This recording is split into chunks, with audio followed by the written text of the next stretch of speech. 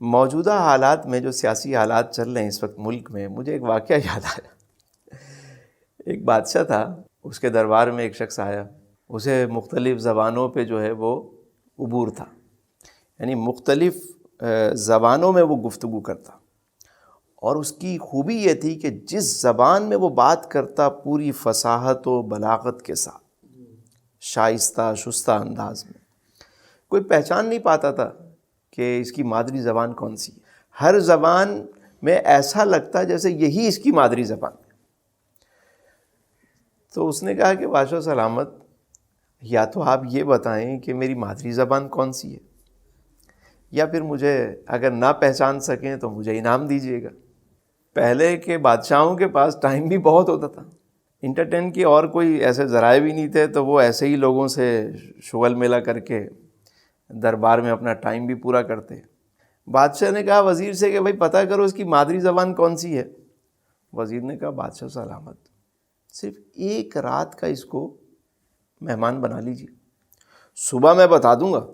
بادشاہ نے کہا مارنا نہیں ہے، اس کا سافٹ ویئر اپڈیٹ مت کیجیے گا، جیسے ہمارے یہاں آج کل کہا جاتا ہے کہ سافٹ ویئر اپڈیٹ ہو گیا اس کا۔ نہیں کچھ بھی نہیں کریں گے، بس اس کو ایک رات کا مہمان بنائیں۔ رات ہوئی، اس کو بالائی منزل پہ ٹھہرایا گیا۔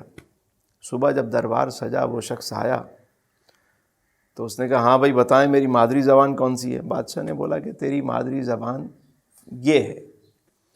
وہ حیران، کہنے لگا واقعی یہی زبان ہے، مگر ایک بات بتائیں بادشاہ سلامت، رات ہی رات میں آپ کو کیسے پتا چلا؟ میرا گاؤں اتنی دور ہے کہ کوئی رات میں جا کے واپس نہیں آ سکتا، اور کوئی ایسے ذرائع بھی نہیں تھے کہ فوری طور پہ سرچ کر لیا جاتا۔ ذرا بتائیں تو صحیح، مجھے اتنا بتا دیں کہ آپ کو معلوم کیسے ہوا، کیونکہ کوئی مجھے پہچان نہیں پاتا، آپ نے کیسے پہچان لیا؟ بادشاہ نے کہا کہ ویری سمپل، بڑا آسان ہے۔ رات کو کیا ہوا تھا؟ کہا کچھ نہیں، مجھے اوپر والی منزل پہ ٹھہرایا گیا۔ کہا پھر؟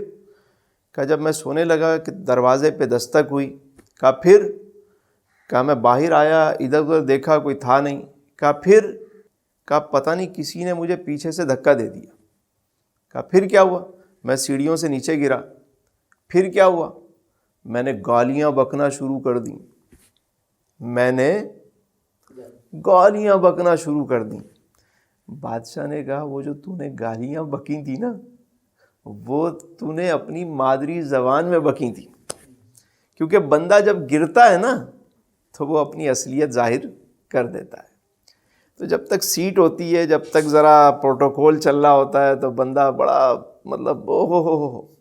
اور آج کل جو ہم دیکھ رہے ہیں کہ وہی شخص جب تک کسی جماعت میں ہوتا ہے، وہ اس کے بارے میں زمین و آسمان کے قلابے ملا رہا ہوتا ہے، او ہو تعریف ہی تعریف۔ اور جہاں کوئی سیٹ چھینی، عہدہ چھینا، اس کے مغلظات آپ دیکھیے، اس کا انداز دیکھیے۔ استاد واصف علی رحمہ فرماتے تھے جب تم کسی کی ایک دفعہ تعریف کر دو نا، تو پھر کوشش کرنا کہ کبھی اس کی برائی نہ کرنا۔ جب ایک مرتبہ کسی کی عزت کر لو یا کسی کو اپنا بنا لو، بنانے سے پہلے 1000 مرتبہ سوچو، لیکن بنانے کے بعد پھر تو یہ تو مطلب پرست آدمی ہوا نا، مفاد پرست شخص ہوا کہ سیٹ ہے، عہدہ ہے تو جناب ہی جناب ہیں، اور بعد میں ساری برائیاں آپ کو نظر آ رہی ہیں۔